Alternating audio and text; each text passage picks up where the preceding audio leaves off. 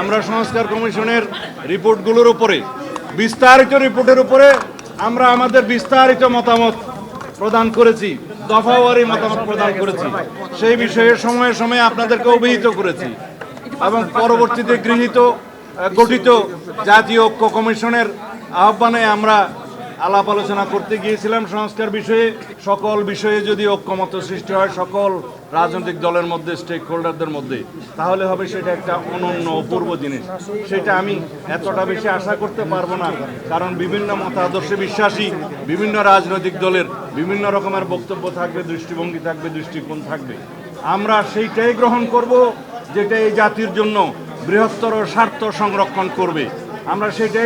আমরা গ্রহণ করব যেটা জাতীয় ভিত্তিতে গৃহীত হলে এই জাতির মধ্যে একটা ঐক্য সৃষ্টি হবে। আমরা তাই প্রস্তাব করব যে এই প্রস্তাবগুলো গৃহীত হলে একটি সুন্দর শক্তিশালী গণতান্ত্রিক রাষ্ট্র হবে। এখানে আমাদের মধ্যে চেক অ্যান্ড ব্যালেন্স প্রতিষ্ঠিত হবে, রাষ্ট্রের সকল অঙ্গের মধ্যে একটি ভারসাম্য অবস্থা সৃষ্টি হবে, তার মধ্য দিয়ে একটা হারমোনিয়াস কোঅপারেশন হবে in between all the organs of the state. এবং সেই একটা পরিস্থিতি সৃষ্টি করার জন্য আমরা দীর্ঘ সংগ্রাম করেছি, আমরা গণতান্ত্রিক আন্দোলন করেছি, ফ্যাসিবাদ বিরোধী রক্তক্ষয়ী এই গণ অভ্যুত্থানের মধ্য দিয়ে আমরা এই সংগ্রামে বিজয়ী হয়েছি।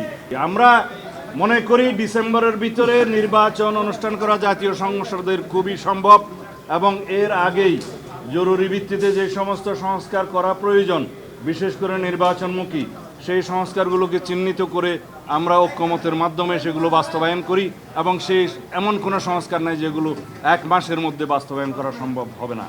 আমরা ইতিমধ্যে আজকে রিপোর্ট পেয়েছি আইন মন্ত্রণালয়ের অধীনে অনেকগুলো অর্ডিন্যান্স এবং অনেকগুলো সংশোধনী এসছে বিভিন্ন সেক্টরে, যেগুলো অলরেডি বাস্তবায়ন হয়েছে, আরও অনেকগুলো বাস্তবায়নের প্রক্রিয়ায় আছে।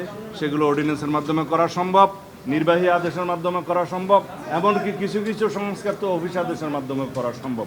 সেগুলোর জন্য বিশেষ করে সংবিধান সংশোধনী ব্যতিরেকে অন্যান্য সকল সংশোধনী যেগুলো একমত হবে সংস্কার প্রস্তাব, সেগুলো অর্ডিন্যান্সের মাধ্যমে, নির্বাহী আদেশের মাধ্যমে, অফিস আদেশের মাধ্যমে এক মাসের ভিতরে বাস্তবায়ন করা সম্ভব, সেটা আমরা বুঝিয়ে দিয়েছি। সুতরাং নির্বাচন ডিসেম্বরের পরে যাওয়ার মতো একটিও কারণ উল্লেখ করার মতো নেই।